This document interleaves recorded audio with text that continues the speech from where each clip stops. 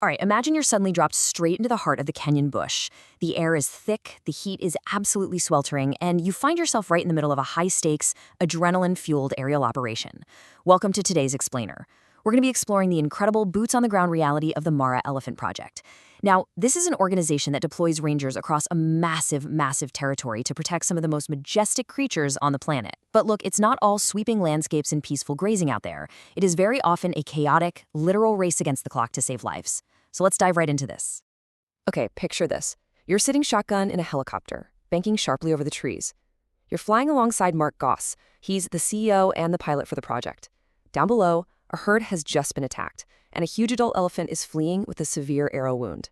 As the chopper hovers, the radio suddenly crackles to life. We've got a clear shot. He's got the dart in now. The veterinary team on the ground, who are working out of speeding jeeps, by the way, has successfully fired a tranquilizer dart right into the massive injured animal. Which brings us to Section 1, Rescue from the Sky.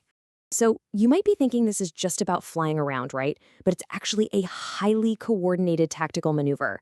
Because the injured elephant had retreated deep into the thicket, the ground team, led by Dr. Limo, just couldn't get a clear line of sight.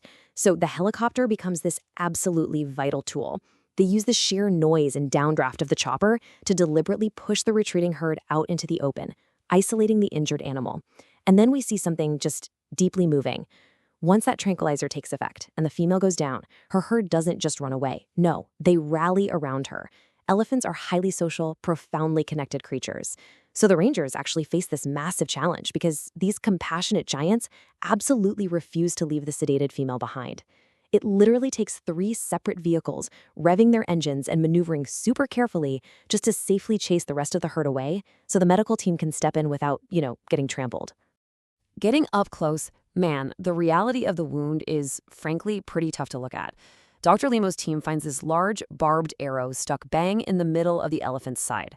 Because she was running in a total panic through the thick bush, the long wooden shaft of the arrow had already snapped right off. So what remained were these thick, nasty iron barbs just firmly embedded deep in her flesh. As the team notes, an arrow like that, it's never coming out on its own. It's an evil-looking weapon that's meant to do real, lasting damage. But the efficiency of this medical intervention is just staggering. It's almost miraculous.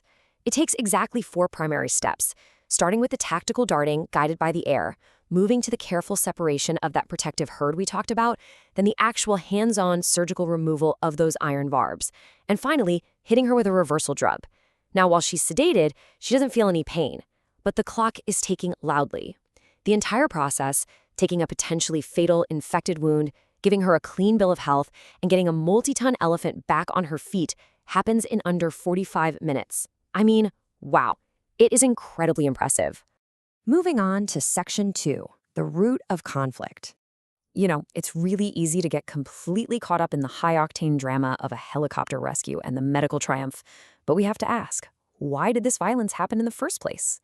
To really understand this, we need to look closely at the harsh realities driving these encounters on the ground. It essentially boils down to human-wildlife conflict. As human populations expand and farmland relentlessly eats into shrinking natural habitats, migratory animals and humans are being forced into this really dangerous proximity. The vast continuous spaces these animals used to rely on, they're largely gone now, and that makes these violent clashes virtually inevitable. So, the absolutely crucial point here is this. We need to look at the people who actually fired that arrow. It's super easy from a distance to just label them as villains, right? But these are local farmers trying to protect their crops. A single elephant can destroy a family's entire livelihood in a single night, gone.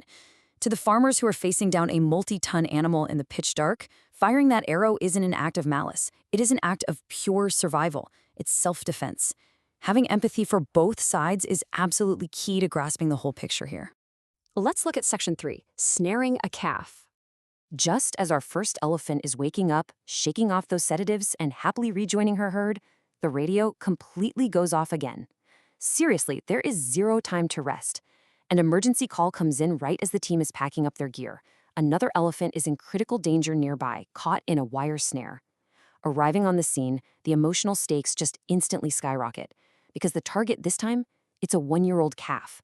It is incredibly vulnerable, highly distressed, and it has a wire snare cut tightly right around its mouth. If left untreated, an injury like this for a baby elephant is essentially a death sentence. It's heartbreaking for the team to see a calf in so much pain, but they know they have to act quickly and surgically if he's going to survive. But here is where the tactical situation completely flips on its head. No sedation allowed. The veterinary team knows that if they shoot this tiny 1-year-old calf with a tranquilizer, he might become too disoriented and actually lose his mother in the bush when he wakes up. And being orphaned at this age, that's just as fatal as the snare itself. So they have to make a really tough call. They have to keep the baby completely conscious and rely on a brutal but entirely necessary hands-on physical restraint just to keep him still. What follows is this intense, rapid-fire ground intervention by these highly trained experts. The team literally has to physically wrestle the young calf to the ground, holding him steady while he's fighting them, terrified out of his mind. Working frantically against the clock, one of the rescuers pulls out a super sharp Leatherman multi-tool and carefully but forcefully slices right through that thick wire snare, biting into the calf's flesh. Within just a few intense minutes, the wire is off. Boom. The calf jumps back to his feet, remarkably better off than he was 10 minutes prior, and beautifully, he is immediately reunited with his mother. Finally, Section 4. The ultimate solution. Now that we've seen these honestly incredible rescues, we need to take a step back and examine the broader structural context. The tactical interventions are amazing, no doubt, but they're really just band-aids on a much larger wound. Let's compare the two distinct threats we just witnessed. Side A, the arrow, that's driven by farmers actively protecting their crops from being eaten or trampled. But side B, the wire snare, that tells a completely different story. That is driven by extreme, grinding poverty and a desperate need to poach for bushmeat. Simple looped wire snares are just set blindly in the bush. They're meant to catch smaller animals like wildebeest or warthogs for food. They aren't even meant for elephants. The tragic reality of the snare becomes glaringly obvious when you look at the economics. When people lack alternative income and are living in high rates of poverty, they resort to the bushmeat trade literally just to feed their families. It turns ordinary desperate people into poachers, and while those snares aren't meant for the elephants, the results are devastating regardless. The Mara Elephant Project frequently finds elephants, especially near the borders, with their trunks completely severed because they accidentally got caught in these indiscriminate wire traps. It is an unintentional yet completely horrifying byproduct of human poverty. Which leads us to the ultimate long-term solution, and this is identified by the conservationists themselves. Look, you can fly helicopters all day long, but the only thing that will truly stop this from happening is improving living standards, education, and job prospects for the local people. If you give people a reliable way to feed their families and build a future, they won't have to resort to poaching. Simple as that. But until those foundational structural human needs are met, the aerial patrols and these rapid veterinary teams remain the most valuable immediate resource keeping these elephants alive. And that brings us to our final thought for this explainer. I want you to think about this. Can we save endangered wildlife without first saving the people who share their land? It's a heavy question to leave you with, but it's absolutely vital. The incredible work of the Mara Elephant Project shows us that you just can't separate animal conservation from human welfare. True conservation requires profound human empathy. When we look at an injured elephant, we have to also see the human struggles that put the weapon there in the first place. Thanks so much for exploring this with me today.